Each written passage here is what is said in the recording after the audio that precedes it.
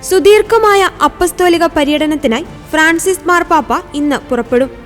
Indonesia, Papua New Guinea, east ടിമൂർ, Singapore രാജ്യങ്ങളാണ് 2 ആഴ്ച കൊണ്ട് സന്ദർശിക്കുക. ലോകത്ത് ഏറ്റവും കൂടുതൽ മുസ്ലിങ്ങളുള്ള രാജ്യമാണ് ഇന്തോനേഷ്യ.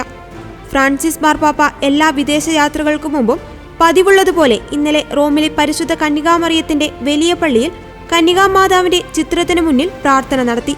ഫ്രാൻസിസ് മാർപ്പാപ്പയുടെ ഏറ്റവും ദൈർഘ്യമേറിയ വിദേശ പര്യടനമാണിത്. ഇന്ന് വൈകിട്ട് റോമിൽ നിന്ന് വിമാനം കയറുന്ന അദ്ദേഹം നാളെ രാവിലെ 11:30 ഇന്തോനേഷ്യൻ തലസ്ഥാനമായ ജക്കാർത്തയിലെത്തും. ബുധനാഴ്ചയാണ് മാർപ്പാപ്പയുടെ പരിപാടികൾ ആരംഭിക്കുക. വ്യാഴാഴ്ച ജക്കാർത്തയിലെ ഇസ്തിക്ലാൽ മോസ്കിൽ നടക്കുന്ന മതാന്തര സംവാദത്തിൽ മാർപ്പാപ്പ സന്ദേശം നൽകും. ജക്കാർത്തയിലെ സ്വർഗാരോപിത മാതാവിന്റെ കത്തീഡ്രലും ഈ മോസ്കും തുരങ്കം വഴി ബന്ധിതമാണ്.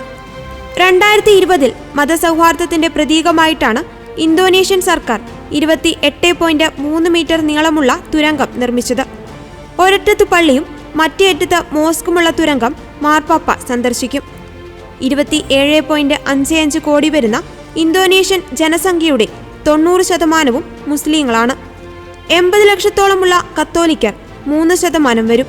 ഇന്തോനേഷ്യൻ പ്രസിഡന്റ് ജോക്കോ വിഡോഡോ അടക്കമുള്ളവരുമായി ഫ്രാൻസിസ് മാർപ്പാപ്പ കൂടിക്കാഴ്ച നടത്തും. 1970 പോൾ 6 മാർപ്പാപ്പയും 1989 വിശുദ്ധ ജോൺ പോൾ 2 മാർപ്പാപ്പയും ഇന്തോനേഷ്യ സന്ദർശിച്ചിട്ടുണ്ട്. ഫ്രാൻസിസ് മാർപ്പാപ്പ 6 തീയതി ഇന്തോനേഷ്യയിൽ നിന്ന് പാപ്പുവ ന്യൂഗിനിയയിലേക്ക് പോകും. ഇവിടുത്തെ ജനസംഖ്യയിൽ 32% കത്തോലിക്കരാണ്. 9 മുതൽ 11 വരെ മാർപ്പാപ്പ കിഴക്കൻ ടിമൂറിലായിരിക്കും. ഇവിടെ 96% കത്തോലിക്കരാണ്.